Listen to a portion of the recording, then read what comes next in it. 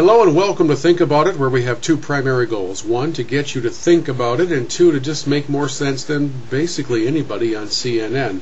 I've come to realize that many people are considering the economy as the dominant issue heading into the presidential election.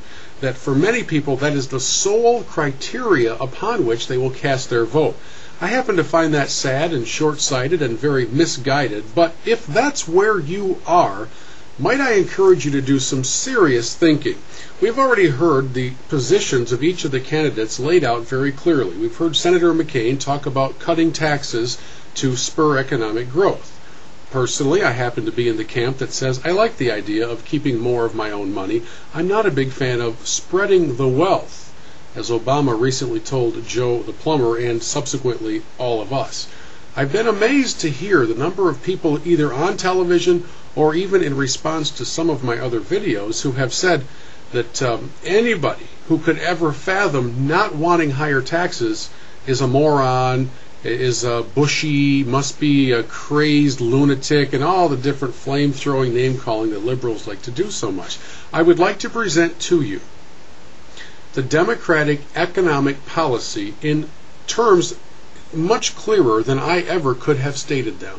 Remember this: if Barack Hussein Obama is elected to the White House, you will have a Democrat in charge of the White House. You will have Democrats in control of the Senate and in control of Congress.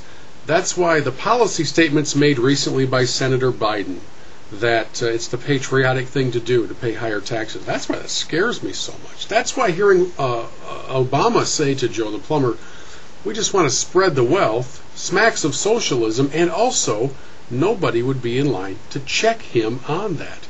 And then comes everybody's favorite flamer, Barney Frank, sharing the Democrats' real philosophy on the economy. Well, I think at this point there needs to be a focus on an immediate increase in spending, and I think this is a time when deficit fear has to take a second seat. Yes, I believe later on there should be tax increases. Speaking personally, I think there are a lot of very rich people out there whom we can tax at a point down the road and recover some of this money. Did that in any way make any of you nervous?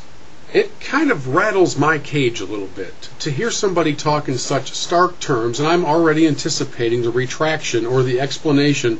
Remember, this is the same guy who, in cooperation with Senator Christopher Dodd, ruined our housing industry.